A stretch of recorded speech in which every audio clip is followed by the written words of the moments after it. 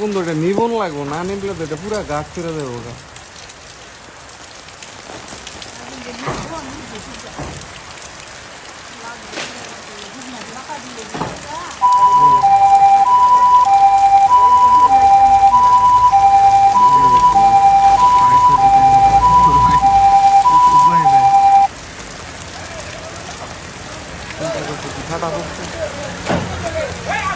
আরো জোরে বৃষ্টিটা নামলে এই ঠাডাটা ইয়ে বেলা তো গাছটা মরে যাবো না। এটা আমাদের বেডরুম, এখানে আমরা ঘুমাই রাতে কি কোনো তারপর এরা দেখলেন তো ঠাডা পরে কিভাবে তাল গাছে আগুন ধরে গেল। তারপর এরা এরকম যেন কারো না হয়, কারো বাড়িতে বা কারো শরীরে ঠাডা যেন না পড়ে,